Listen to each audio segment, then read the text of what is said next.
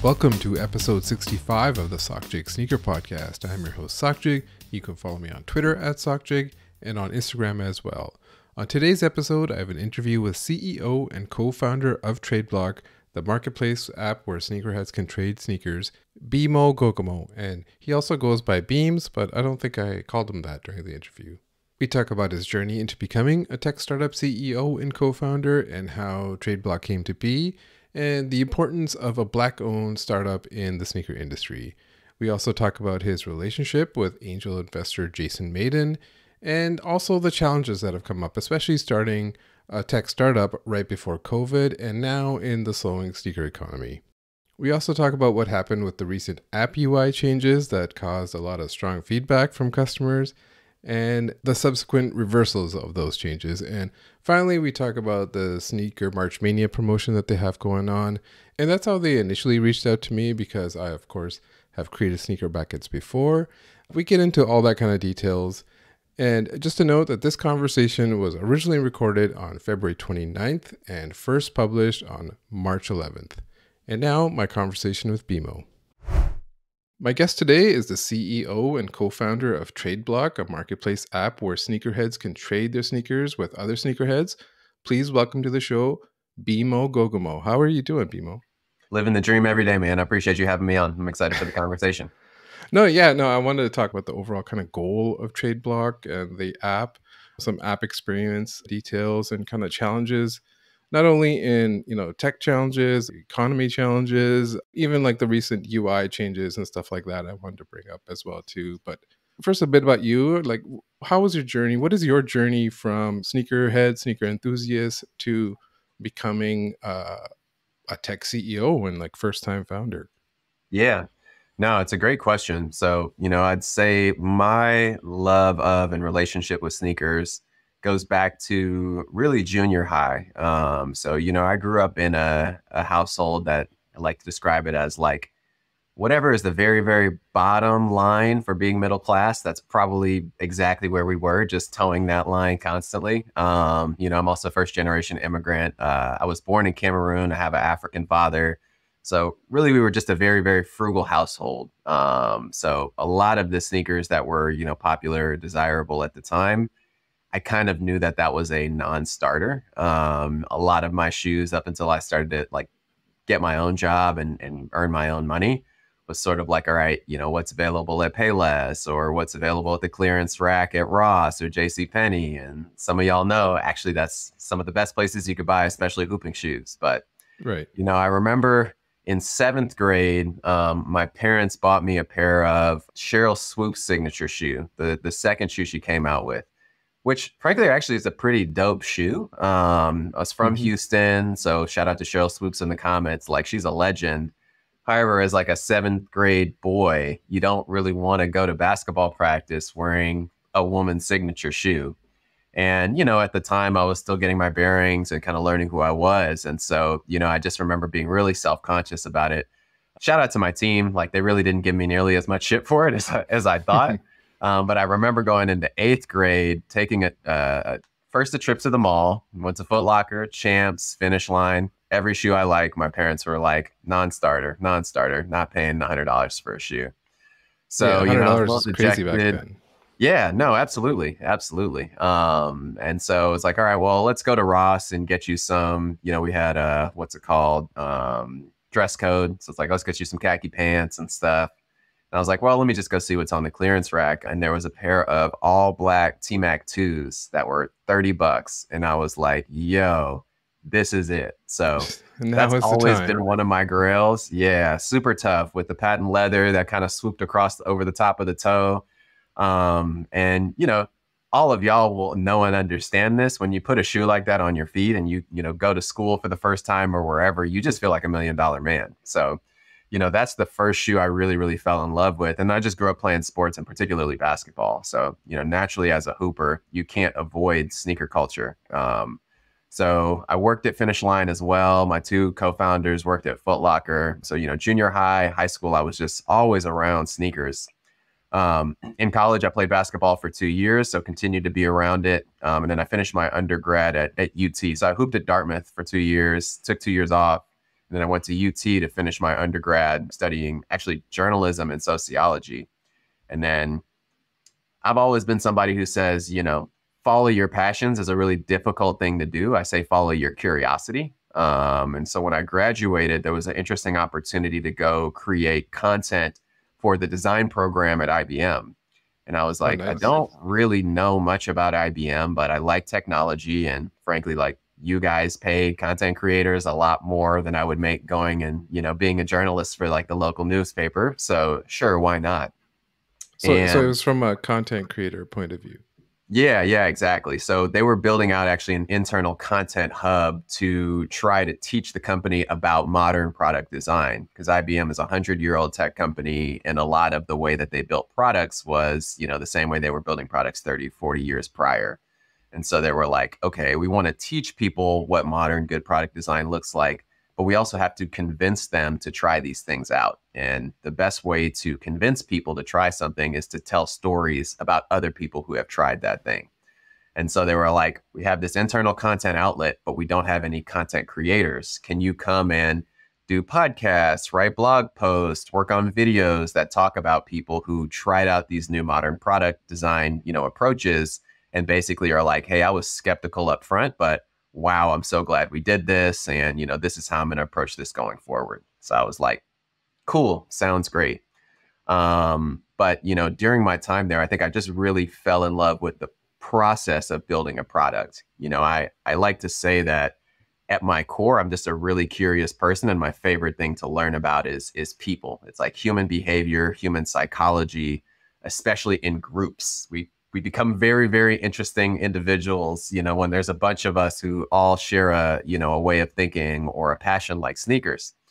So as I started to realize, product is really about understanding people and human psychology, I just fell in love with it. And so, how I ended up back at Tradeblock was my co-founder, Darren. How was like the jump from like getting, your kind of first job in tech world at IBM to like tech co-founder? Because that is a big leap. That doesn't always happen. There's usually a lot of steps in between working at other tech places. So how did that process go? Yeah. So, I've been in Austin for like the past 10 years, and Austin is a pretty active like startup ecosystem, especially for tech companies. So naturally, I ended up spending a lot of time around people who are in entrepreneurship. One of my best friends was a founder at the time, and we used to link up. And I'm revealing how much of a nerd I am, but Settlers of Catan is like one of my favorite games of all time. It's a strategy board game. Some of y'all will know, some of you won't. But, there was a portion in time where 2 or 3 nights a week we would meet up, play 2 or 3 games of Catan, and 90% of what we would talk about is like his product or startups or ideas and things like that. So, I just started to realize I would love to do this for myself, but I don't quite know what would be worth investing that amount of time, energy, and frankly, like stress into. And I had a good thing going at IBM. So I was like, let me stay here. Let me continue to earn and save money and learn. Like I was surrounded by incredibly smart people who were always, super willing to share and just like put you on free game. But, my 3rd year, 4th year at IBM, I think I started to realize I feel like I really understand this product space well. And, if given the opportunity, I think I could do a really good job leading a product. But when you don't have kind of a formal background in that space, there's a lot of work convincing people like, hey, I'm the content guy. You should really put me in charge of your whole product, though. People are like, you're cool, you're smart, we like you, but nothing about your track record tells us we should give you this role. And so it was while I was... It's the same challenge when you start like your own and then getting tech funding, right? Because exactly. It's like exactly. So how did you cross that divide, that chasm then? Yeah, so basically, as I was trying to find product lead roles at IBM, my co-founder Darren, who I've known since I was in 7th grade, me and my 2 co-founders, we all grew up together, played sports together. He pulled up to Austin and basically pitched me on Tradeblock. He was like, hey, Tony and I have been talking. we've seen kind of the emergence and the blow up and glow up of StockX and GOAT. And some of you guys will know this if you kind of read any of the origin story of Tradeblock before. But the original idea for Tradeblock goes all the way back to 2010. Tony, our other co-founder, is a huge fantasy sports guy. And, we were also very into sneakers. And one day he was kind of like, it'd be dope is like if we just merge these two things and, created almost like a fantasy sports type experience, but where you're trading your real shoes with other collectors.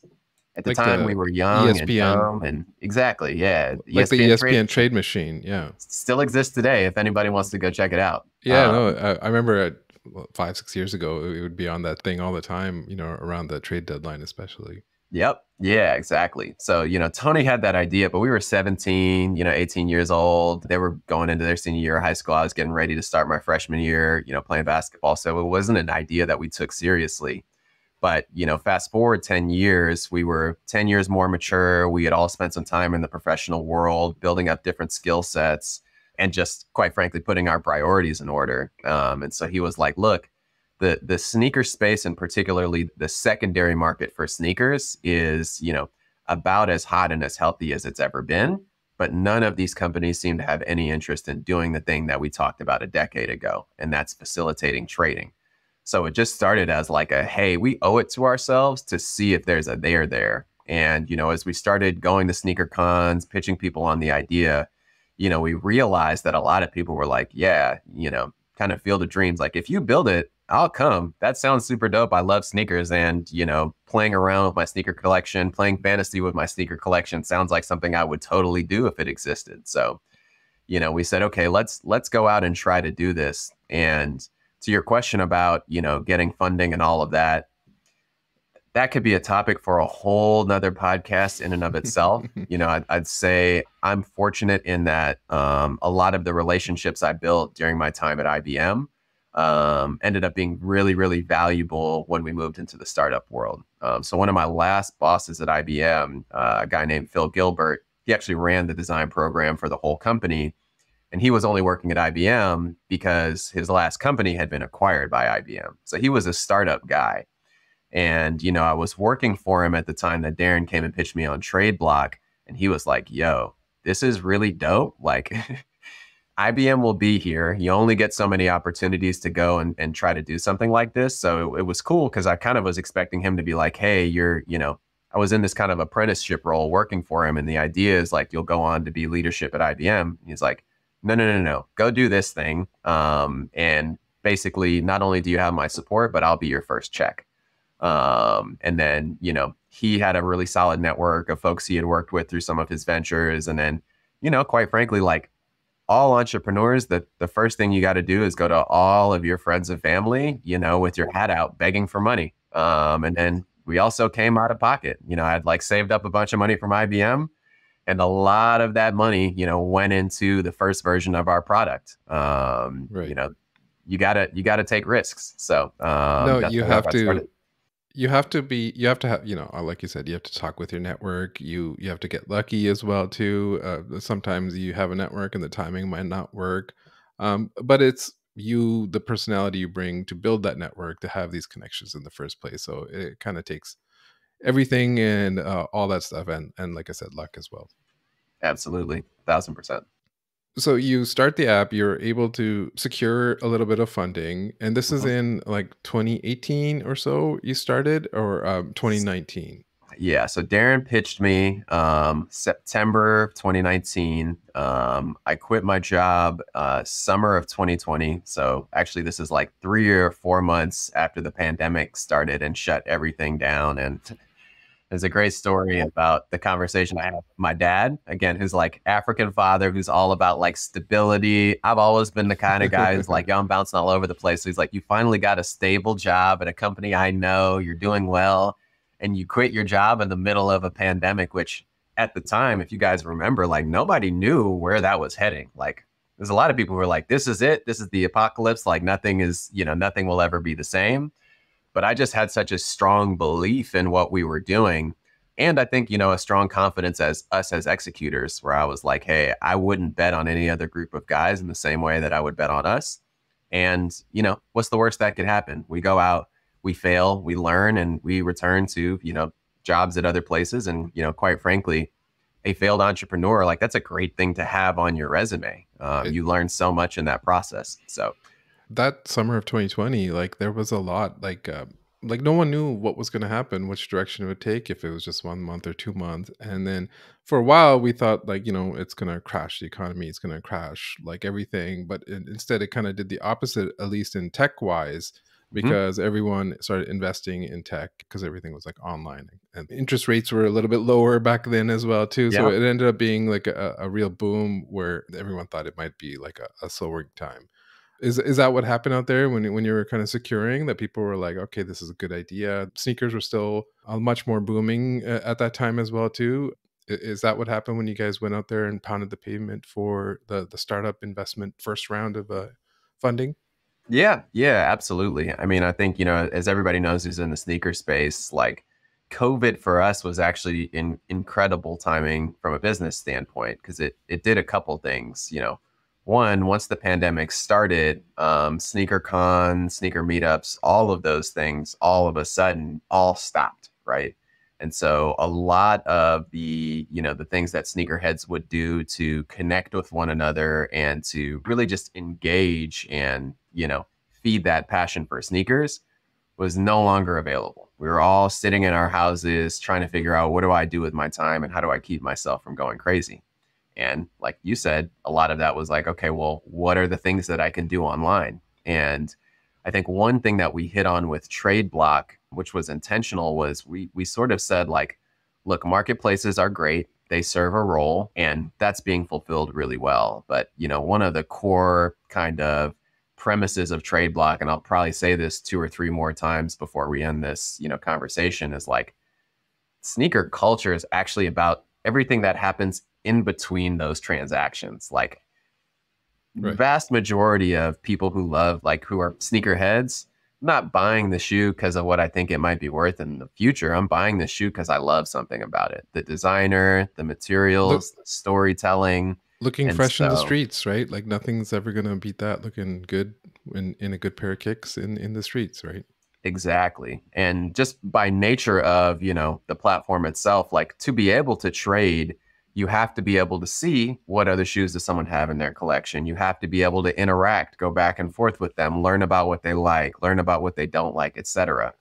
And so I think one of the things that was great for Tradeblock was it was not only a new and fun way of, acquiring sneakers at a time where all of a sudden everybody was stuck at home, but it was also a way for you to connect with and interact with other members of the community all around the country. And so I think for a lot of people, it helped fill some of that gap of, I can't go to SneakerCon. Hell, I can't even go up to my local, consignment shop where I used to chop it up with other sneakerheads. So I think for us, it was fortunate timing. And it was definitely, I think, a big part of why we were able to get the traction we got early on.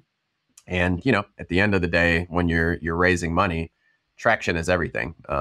So once we were able to show some traction, show, hey, people are willing to do this, people are willing to pay for it, we're seeing healthy growth, and we're seeing, I think one of the most interesting insights we discovered was, like, you have resellers and they play a certain purpose. And if you look at a traditional marketplace, basically all of the shoes listed, or the vast majority, are coming from people who are actively reselling. But for every one reseller, there's 10 folks like you or I who's like, no, I just love sneakers. I have another job, so I don't need to be selling on a regular basis. But the second you tell me that by listing my sneaker on this platform, I will open myself up to trade possibilities all the time, every day, it's like, cool, say less. And so, a big part of our business is just this idea of unlocking dormant inventory. Because even if you're not a seller, you may be sitting on a ton of shoes. And, for me, my rotation is maybe like 4 or 5 shoes, realistically. Every once in a while, I'll pull something out for the right occasion and the right fit. But 90% of my collection is just there, gathering dust. And every once in a while, I'll look at it. So I think that was the other thing that intrigued people was, yeah, I like this shoe, but there's plenty of other shoes that I like even more. And if I'm not getting any value from it, why not, put it into the game and see what happens? So that was like a deliberate choice from the very beginning to make, not only like community part of the app, like just the ability to DM another person is not something you're going to see on Goat or StockX or other like sneaker apps. So like That was by choice from the very beginning, that we wanted to be, like you said, the in between. It's for the people, for community building, right? Hmm. Yeah, yeah, absolutely. I mean, even the name, Tradeblock, like there's a part of that which was, hey, sneakers and sneaker culture are, basically adjacent to sports culture. And everybody knows the concept of like, hey, these are the players on the trade block. But actually, and you'll kind of see it in like the grays and our branding, and there's a lot of stuff we have that's like blacks and grays, et cetera. That actually is kind of a metaphor that we drew around the bigger brand, which is like we want to see ourselves as the block itself. Like we're the corner, right? We're the place where all of these passionate people come to congregate, to connect with one another and build relationships. Like we just want to be the ether and the medium for that. So that was super intentional of like, even if you guys don't want to trade, if we can create a place where you can build meaningful relationships, that alone is going to be, something worth building and something that has value. So like my favorite stories, I was talking to one of our top traders the other day, and he was like, yo, I've got a group text with like 8 people on it. They are the people who I am closest to in the world these days, who I interact with the most. I've never met any of them in person. They're all people I've traded with on Tradeblock, and we're always just constantly talking about releases and trades and would you do this or would you do that? There was another guy who was, he's like, yo, I'm 55. Like I was heavy in sneakers in the 80s. I kind of fell out of it, and I've recently been trying to rekindle my relationship with my son and my grandson. And, the number one thing I could connect with them on, sneakers. So I found out my grandson was using this crazy app. I started using it, and it's, been one of the most powerful things for building our relationship. Like at the end of the day, those things don't show up on your P&L or don't show up in your revenues. But, those are the sorts of stories that keep me going and get me excited every morning. We mentioned sports culture as well too, and one of the things I wanted to ask was about, like, you guys are a Black-owned tech startup, which is rare, rare, especially in the sneaker world itself too. Like, how important was that to you to, kind of make the sneaker industry look like the people who created the culture? Yeah. Yeah. So, Tradeblock has a mission and a vision, right? So, our mission is about basically, the service that we provide. It's about, access. So making it easier for people to get their hands on sneakers in a more affordable way. It's about community, which I've already talked about. And it's about love of the game, right? Buying and selling is one thing, but we love sneakers for all of these other reasons. And how do we give people a way to really engage in sneakers in a way that's broader and takes those things into account? But our vision statement it has nothing to do with sneakers or sneaker culture. It's all about basically building the next generation of Black and brown technologists, creatives, and entrepreneurs.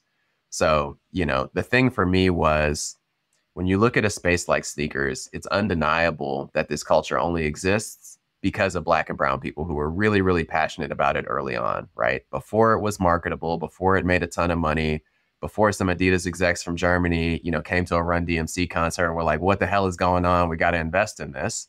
It was a bunch of Black and brown people, many of whom, from lower socioeconomic status, who were like, this is something I love. Looking fresh in the streets, as I said, right? Exactly. And I think it was something that, yeah, we kind of just had a chip on our shoulders about, is like, man, it is wrong that this space is dominated by companies that, if you look at their, executive teams, et cetera, they don't look like the people that they're serving, and we were very much struck by, all right, we're going to all of these sneaker cons as founders, pulling up ourselves. And man, I can't tell you how many times, like, this was both dope, but it was also kind of sad, because the first version of Tradeblock was called Astrolab, and we were an Instagram page, and we didn't put our faces out there. So we started to build a following. So, there were people who already knew about us. And I can't tell you how many times, like, we would meet somebody and they'd be like, oh, y'all are the Astrolab guys? And then they kind of awkwardly be like, I didn't know you looked like that, right? It's just, there's an automatic expectation. Oh, maybe these are like some white kids who went to Stanford, or, some Asian kids who went to NYU, and nothing's wrong with the typical tech nerd that kind of stereotype. Yeah, exactly. And like, some of my best friends are those people. But at the end of the day, I think the thing that's most important for me is, oftentimes Black and brown kids, that the things that were shown really push us to be consumers, right? Go buy this stuff, go wear this stuff, and then let us make you the thing that we market to go make more money off of this. And I'm like, look, it's cool to be a consumer, but you can also be an owner. And so it wasn't just about being a person of color running this company. It was also about being our full selves, right? In every arena, not just when I go to SneakerCon, but when I go to Silicon Valley and I'm pitching tech VCs. I'm wearing J's. I'm wearing streetwear. I'm wearing my hoodie. I've got my dreads down, right? Because at the end of the day, you got to reset people's stereotypes. And if there's one thing that I'm really, really passionate about in this world, it's going into a room, knowing that there's going to be 3 or 4 assumptions you make about me and my co-founders before we talk, and then leaving that room and knowing you're going to be like, holy shit, the next time I see a couple young black kids with dreads, like, I'm going to assume those guys have the juice, because this was a conversation unlike anything I've ever had. So, very, very passionate about kind of resetting those stereotypes in the tech world. But at the same time, showing those 11, 12-year-old kids who we were, 15 years ago, hey, this is not a dream. This is not looking at Zuckerberg on Facebook and being like, man, that's crazy. That could never be me. It's like, oh, man, this cat talks like me. This cat hooped like me. This cat dresses like me, very down-to-earth person from a similar background to me. Like, storytelling is the most powerful thing in the world. And when you see somebody else's story that represents your own, all of a sudden it changes the way you view what's possible. So at the end of the day, like, if we can do that, no matter where Tradeblock ends up, like, that's a win. And I'm going to be proud of the work that we did. Yeah, and you personally, and I'm sure your co-founders, like you said, you had to kind of step behind the anonymous Astrolab name and kind of show yourself, and have those discussions, like you said, in these meetings, especially when getting funding and things like that, right? Mm-hmm. Absolutely. I read that one of your angel investors is Jason Mayden in the sneaker industry. If you don't know, he was early on worked at Jordan Brand, and then worked for Fear of God and Fear of God Athletics as well too, I think. And I was back at Jordan Brand. Like, what was it like talking with someone like that, getting him to kind of join on board and see the vision? Man, I don't know that I have words to actually describe that in a way that captures it. If you guys don't know Jason Mayden, I would just encourage you to Google him and read or watch anything you find. One, I don't know that I've ever met somebody who is more, like, prolific is the first word that comes to mind. He does so many things. Like, sometimes I'm like, look, Jason, stop lying. There's 5 versions of you. You figured out how to clone yourself. And you got one Jason over here doing this, the second one over here doing that. But I think what makes that so much more impressive is he doesn't do anything without an insane amount of thoughtfulness and intentionality. So, I'd say when I was like prepping for this interview, I was thinking about this question and trying to really capture it. And there was two things that I hit on. One was, staying rooted in your first principles and who you are, and bringing your full self to the table, no matter what the circumstance. There are times where it's easier, or quite frankly, more advantageous, to put on a mask or put on a series of masks, because for example, this person is going to have certain stereotypes about me if I pull up and I am my full self. So let me try to be the person that I think, they want to see. Having somebody like Jason, who has gone through that in so many different aspects of his life, professional and otherwise, who can then kind of pour into you and say, like, no, look, exactly who you are is what makes you and makes the things you do so valuable. And the second you start to lose that, you're basically sacrificing long-term success for short-term gains. So, I think one of the challenges of being a founder, and particularly like Black founders, and adding on a layer of building a business that's like never existed before, right? It's not like we're like, oh, we're the Uber of this, or we're the DoorDash of that. Right. Like, nobody had ever built a trading platform before. So yeah, it was like kind of limited to Facebook groups, as someone would be a middleman, and there would have to be a lot of trust involved. And so then, as an app, as a platform, you're the one that has to gain the trust of customers, right?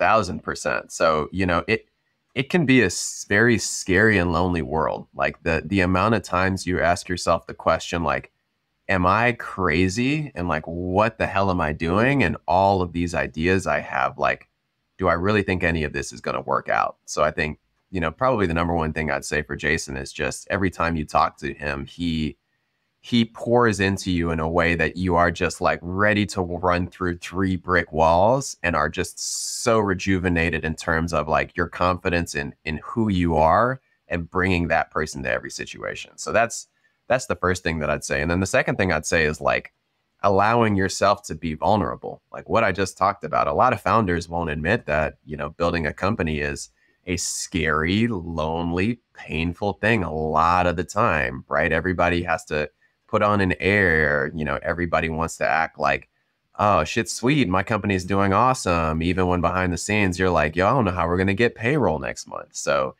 I think when you allow yourself to be vulnerable, one, it takes a lot of that weight off of your back, but two, it creates an opening for other people to help you out. And I think at the end of the day, for anybody who's considering building something or becoming a founder, like that's so important.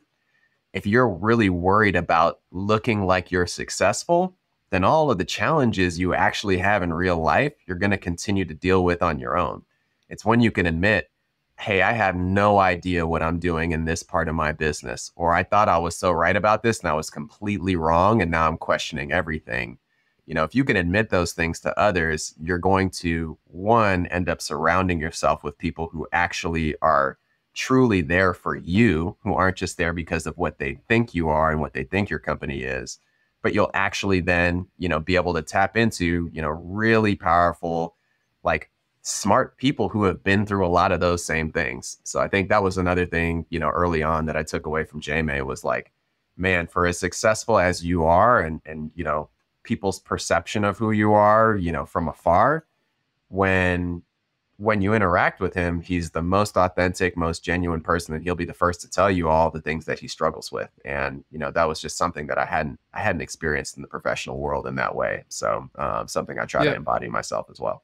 If he's saying you got to be your authentic self, your mask is off. And then if your mask is off, you're also opening yourself to be more vulnerable and things like that. But you need a network like that to consult. And so, yeah, no, I was very just curious. I asked you about Jason Mayden because I wasn't even sure if you would answer it because some of the stuff could be very private. And, obviously I'm not going to ask about private conversations and things like that. And so I was glad that you were able to talk about it and kind of, someone who has this long history working at Nike and Jordan and Adidas and been in those rooms and talk with those people. And sometimes maybe he's like the only Black person in that room and maybe other times there's more. But so there's a lot of experiences from those 20 years. And when talking with you at a tech startup, there's a lot of insight that you can get from people like that. And as well, the IBM Phil that you talked about as well, too. Mm-hmm. Absolutely. Man, when people are willing to give you free game, lean in. I wanted to ask about the app as well, too. Ballpark, is it mostly used sneakers being traded on there, or is it mostly new ones? Is there I was wondering what the kind of divide was for that. Yeah, so it's a little bit of both. I think my marketing team here would probably want me to plug our end of year review from 2023. So part of my answer is if you haven't looked at it yet, you can actually go to Tradeblock and click on our marketing banner. We have kind of 2023 year in review that covers a lot of these things. But short answer is it's about like a 70-30 as far as like new to used. So we see a little bit of both, but it was really important to us that basically we handled both, right? I'm, for example, somebody who is really big on trading for used shoes. Like as much as I'm not a reseller, if I get a shoe that's worth $700 or $800, it's so hard for me to just psychologically un-DS that I'm like, look, I would much rather trade for something that's used so that I don't feel bad when I put it on my toe. And, you can also get better deals that way. Like a VNDS shoe, you can probably get for 70 or 80% of its quote unquote market value. So, your trades go a little further, but, again, you should definitely check out that 2023 year end review. But to just give you an example, About 2/3 of our trades are new shoes for new shoes. About a quarter of our trades are new shoes for used shoes. And then about 10% are used for used. Okay, yeah, and there's always going to be a certain market of people that will, like, I know people who don't want to trade for or buy used shoes at all. So it's like there's a challenge there as well too of like, are you going to try to win over those people, or are you just going to focus on the people that were, if you have that mental block, it's quite the challenge to kind of break that, right? Obviously, you can say things like it's way cheaper and things like that, like 80% of market value and things like that. So, um, overall, like how when we talked about it during the COVID time and you guys had, as a tech startup, you guys had pretty good growth early on. How was it dealing with the kind of the slowing economy and then the down market in the sneakers as well too? How did that affect you guys? Did trade slow down, or was it the opposite of where, people were not buying new sneakers and using Tradeblock more? Yeah, no, for sure. I mean, I think the entire market saw like a decrease in activity overall. We definitely saw an impact on our trade volume. While I think there are people who are like, yo, I'm in the space and I'm going to be here no matter what the market looks like. Those people continued to trade, and some of them actually started trading more. But I think what we all also recognize is when the market was, bubbling, there were people who stepped into the space who, weren't here for the love of the game, if you will. And again, I'm someone who's sort of like, hey, I'm not here to pass judgment. Like if you were here because you're like, hey, this is a good opportunity. There's a lot of hustlers who like, are people who don't come from much, who saw an opportunity to come up and did really well for themselves and their families. But as the market came down, more of those people are going to exit the space. So, I think as far as how it impacted us, we certainly saw a little bit of a decline in our volume. And, from a business standpoint, it was actually a really good forcing function for us to be like, hey, where are there any areas where we can be more efficient, right? Where we can look at how we're spending our capital, and is this really a critical thing or not? Is there a way that we can do this process smarter, more efficiently, et cetera? But besides that, like, honestly, not much has changed for us. And again, I'll go back to some of the stuff I said earlier. Like the vast majority of sneakerheads are buying shoes not because of how much they think they might sell them for later on. It's because they love shoes. So like, no matter what the market is doing, there's somebody out there who has some shoes you want and wants some shoes you have. Again, not because of what they're worth, but because those sneakers are particularly meaningful to that person, right? Maybe it's the storytelling, maybe it's the materials, maybe it's the designer. In a lot of cases, it's the nostalgia, it's the memories that you have tied to that particular shoe. But regardless, that doesn't change, right? And I was thinking about this podcast interview. I ended up looking at some of the stuff that I had like written in the past about this.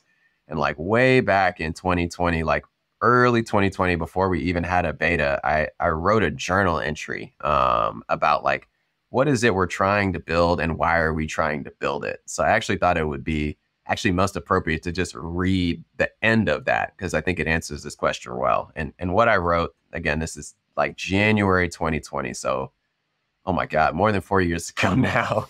It feels like a year. I'm like, oh my God, we've been doing this almost 5 years. But I wrote, we want to bring back the excitement of the hunt by focusing on collectors and collections rather than resellers and individual goods.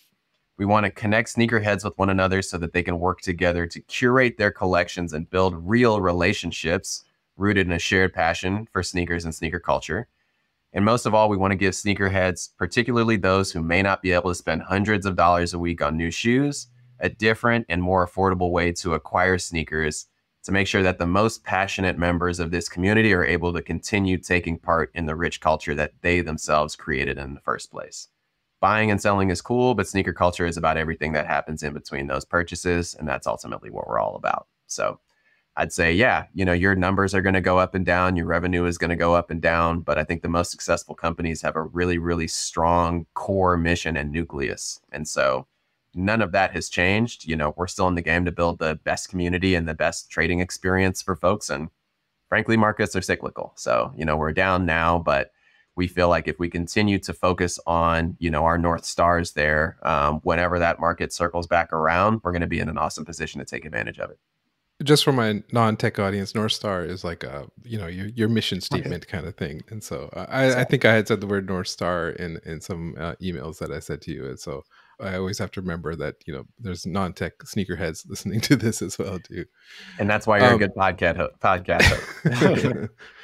I also wanted to ask, speaking about that, you have to be adaptable to the marketplace and users, but you also have to be adaptable related to feedback you get from your customers. And I was going to ask about the recent UI changes that you guys made that you got a lot of feedback from customers. I know people that I follow and who use Tradeblock heavily did not like some of the recent app changes that you guys made.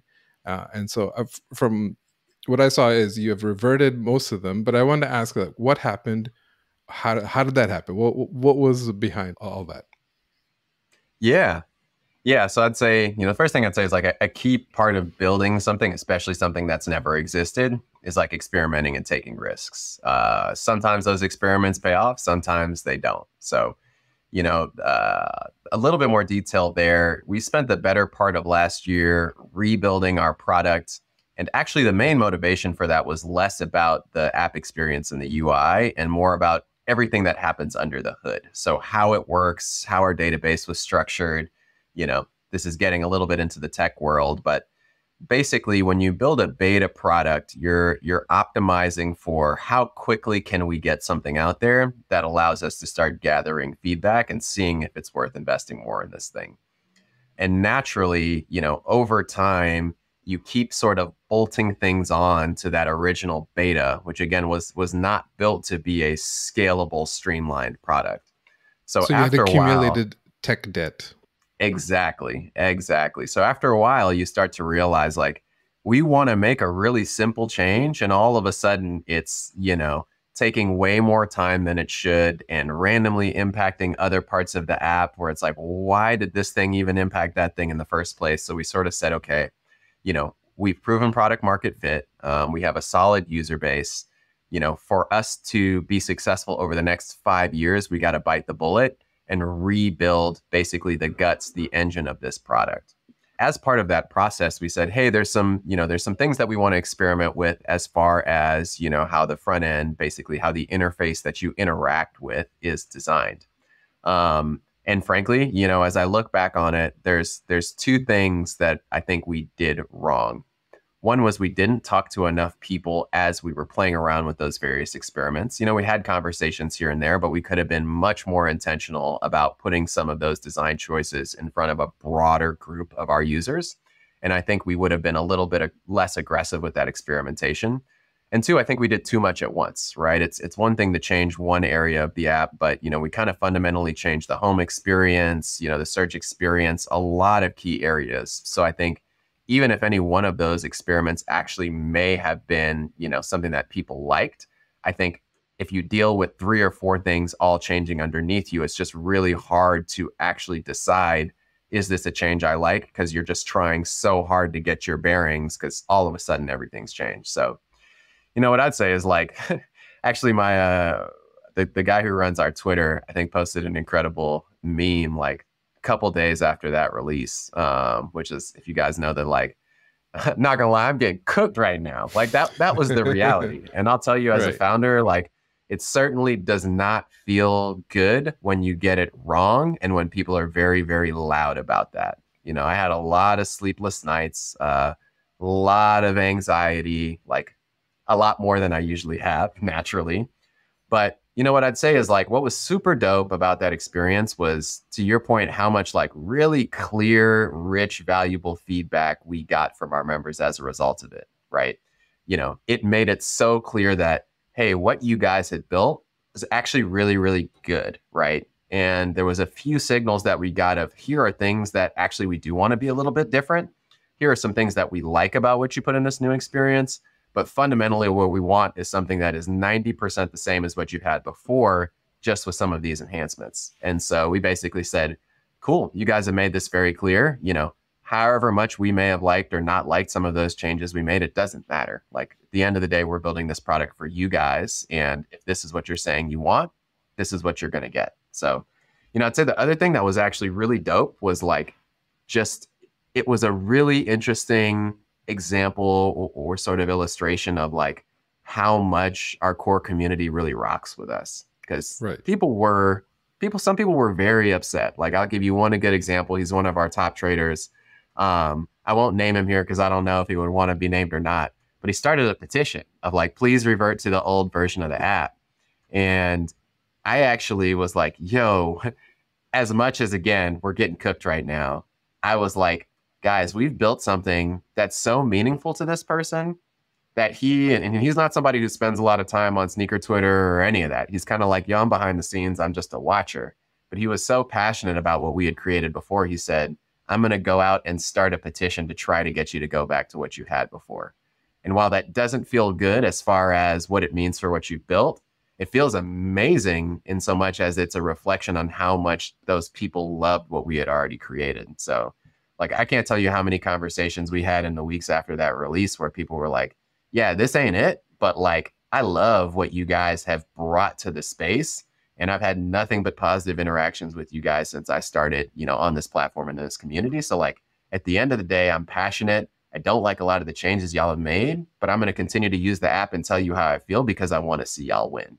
I think the worst thing that could have happened would have been radio silence, right? Of like, well, this thing wasn't meaningful enough for me to even care that y'all made these changes. So Yeah, that's the way that I look at it. And when you're a I'd say nameless the and last thing faceless is, company, you can kind of get away with that. But when you're, like we talked about, mask off and you're front and center, and you're gonna have to respond, and people will ask you these questions, and like, you could have just said, no, this is the new UI and this is how it is going to be, and deal with it, and then dealt with the consequences, right? But yep, it takes a certain a company doesn't have a personality, only people have a personality. But right. uh like how the company operates depends on those people running the company, right? So like, Facts. And as a kudos to you founder, to if you're not willing to go out in front of the firing squad and ask the question like, yo, tell me what sucks. Don't tell me what you like. That's cool.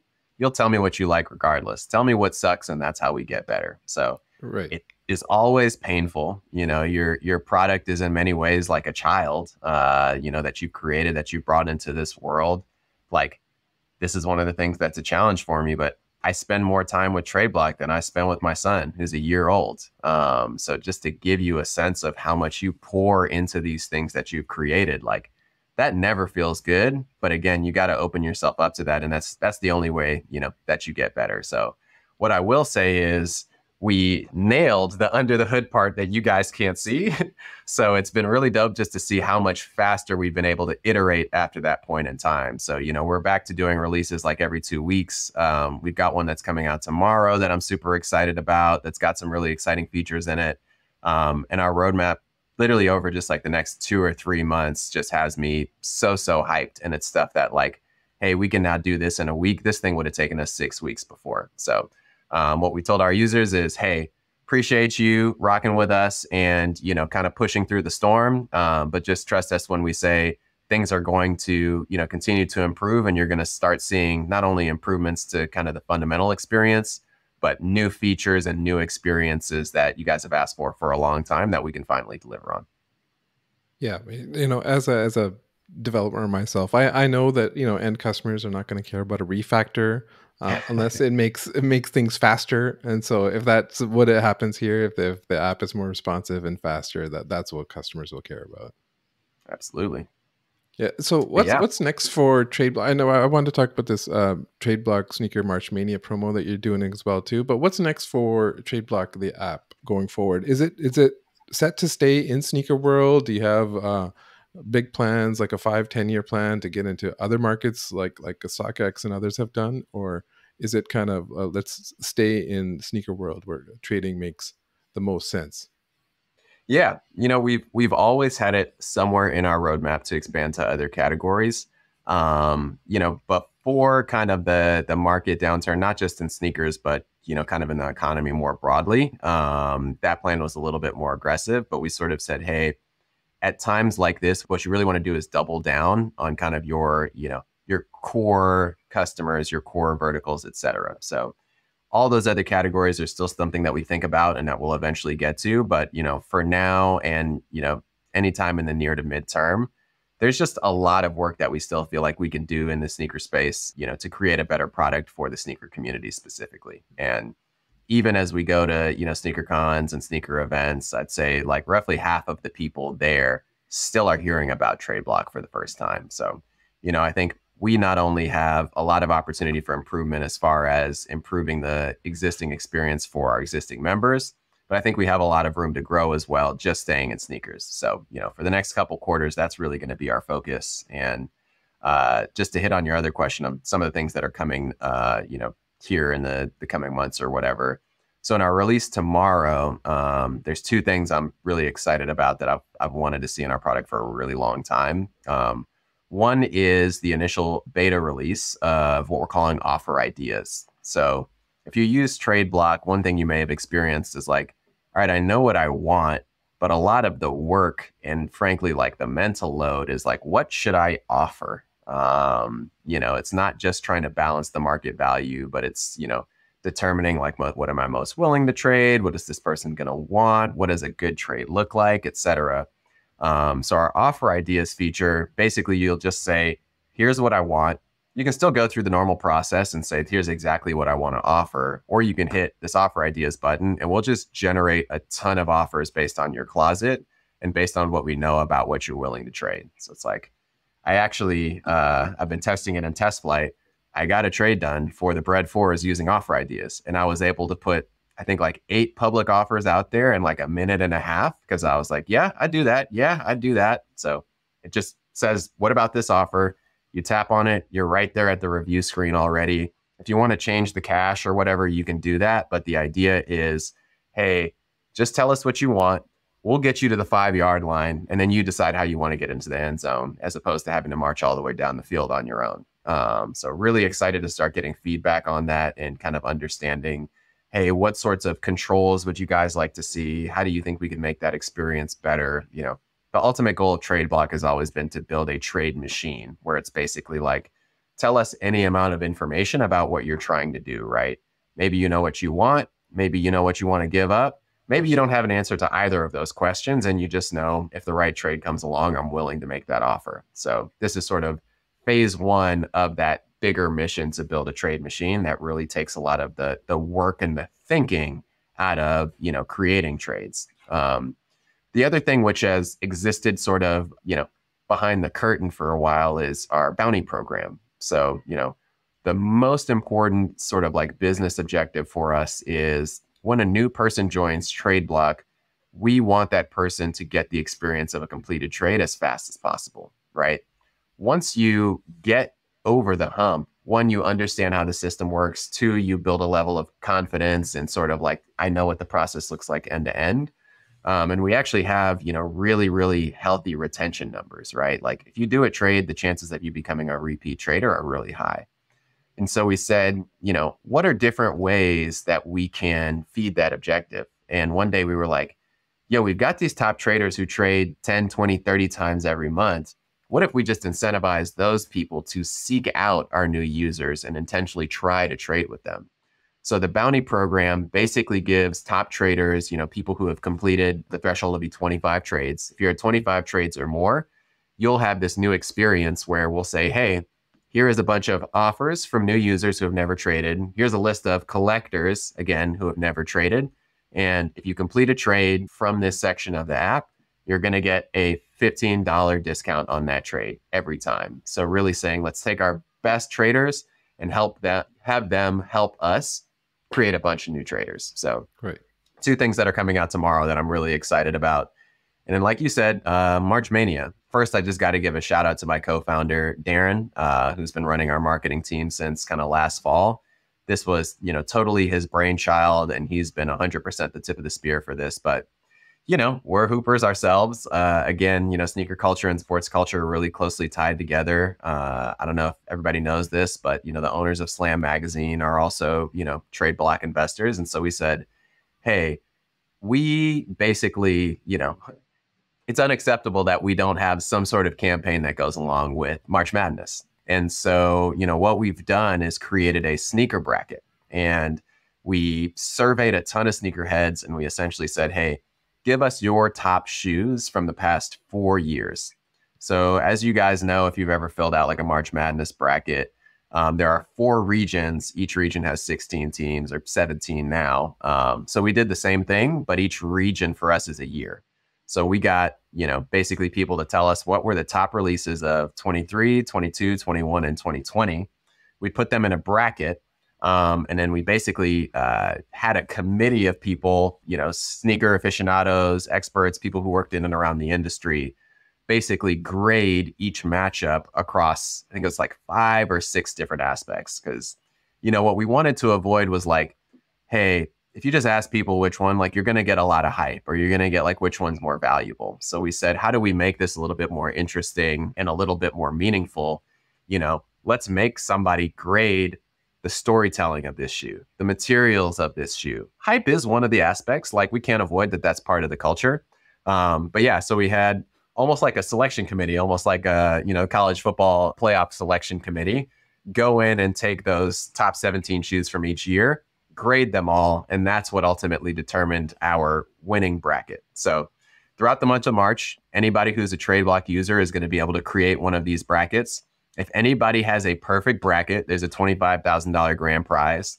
And even if nobody has a perfect bracket, there's a series of consolation prizes as well. So more than anything, we just wanted to start a conversation because, what we found with Tradeblock, when people post trades and are like, what side would you take? The thing that's most fascinating is the why, right? 50% of people want the left side, 50% of people want the right. And the reasons are like, I hate Yeezys or I love Yeezys. Oh, the storytelling behind this is amazing. I love this designer, etc. So we said, let's take that and let's pour a bunch of gasoline on it and create hopefully some pretty passionate debates, but also just more meaningful conversations about like, hey, why do you particularly like this shoe better than this shoe? And ultimately, what do you think was the best release of the past 4 years? So that'll also be part of our release tomorrow. It'll kick off tomorrow for the beginning of March. I'm thankful that you guys reached out to me, because if you may not know, is I've been doing the sneaker brackets for 4 or 5 years now. I usually do it at the end of the year to pick like the best sneaker of the year. And in our first discussions, when we were talking about this, I was like, I don't own the concept of a bracket. Anyone can make a sneaker bracket, right? I just took the same thing as you guys. I'm a big March Madness fan, and then I just applied it to that. And I started with 32, and I expanded all the way to like 64. So it's quite the big process. But I'm thankful that you guys reached out to me, and I can help out with this. Just because I didn't want anyone else to be like, "Hey, you guys are ripping off Sockjig" or anything like that. He did that, and so thank you for having me, considering me. Is all I wanted to say. Man, of course. And we're super, super grateful. I got to give you your flowers before we come up on the end of the hour. Like just the way that you and I are meeting for the first time, but I've heard a lot about you from, my team. And obviously I follow Sockjig. I've seen you on Twitter before. One, I just appreciate kind of how authentically and genuinely you approach the space. To your point earlier, there are a lot of folks who are like, look, at the end of the day, I'm trying to get attention, right? The easiest way to build a big following is just to throw, hot takes out there and to try to get in fights with people. And then, that'll work and you'll probably make some money doing it. But it's just always so refreshing to me when I meet somebody who's like, nah, I'm just going to approach this as somebody who's really passionate. Like my takes might not always be spicy, but they're the things that I really feel. And so I think you just bring such a healthy and genuine and like just authentic energy to the space, which is just such a good balance to a lot of the younger provocative hype beasts that we have. And again, I won't take shots at anybody. Like I think the world is beautiful because of the diversity, right? You need your yin and your yang to make each side interesting. But as we were talking to, various folks about what we were doing, because we really want a bunch of people to get involved with this campaign, I can't tell you how many people were like, hey, you guys need to talk to Sockjig. Like he is not only the person who has, been doing this for the past few years, but everybody we talked to was like, this is one of the best guys that I know in the space. And, I'm grateful I've had an opportunity to sit down and talk with you for an hour, because like now I understand why. So hopefully this becomes, the beginning of a bigger relationship, and like maybe we do some things together from a business standpoint. But like, I'm also just big on one of the most meaningful aspects of this whole journey for me is I've just gotten to meet so many dope, interesting, good people who's like 20 years from now, when Tradeblock no longer exists, hell, maybe when Twitter no longer exists, like those relationships are going to, continue to be there. So yeah, you deserve your flowers, man. I think personally, I think you're very, very underappreciated in the space. And, if we could have more folks like you, again, kind of balancing out a lot of what you'd expect from everywhere else, I think we'd be better for it. So really excited to be, partnering with you a little bit on this campaign. And yeah, I want to say thank you for being so gracious and being like, yeah, I've been doing this for the past few years, but I don't care. I'm in it because I love sneakers. So if you guys want to build the bracket this year and I just participate, like totally fine with me. There's a lot of people who would feel some kind of way about that. So I think, again, just how gracious you were in being like, oh, totally, like that resonates a lot with me personally, and with our team. That's just how we try to move. No, thank you. And honestly, at the beginning we were talking about kind of the origin story, and my origin story is not that different. Like my parents came in late 60s, early 70s. I was born in Canada in a small town. I'm a brown Punjabi, Sikh Punjabi man. The experience of sneakers is very different in a small town in Canada with immigrant parents. And so not everyone has the exact same story as you're talking about, like born in Cameroon and, moving at a young age and, go to the $45 shoes, not the $100 shoes. Like we had the same upbringing. So it wasn't until later in life that I was able to kind of unlock a lot of this kind of stuff. And so yeah, just to tie it to what we were talking about at the beginning, not everyone has the same kind of experience growing up, but once you're there, it's a matter of, like we were talking about, like who you are, what you bring to the table. You can have mask on or mask off, right? And so, in a lot of ways, I then like I've shown my face, but I haven't made it part of my big identity online. But when I'm talking on there, my mask is off. I'm kind of speaking like how the things I like, and if there's things I want to be critical of, I will be critical of them too. But it's usually from not from a mean perspective or an engagement farming perspective. It's just more of a sharing my insight perspective.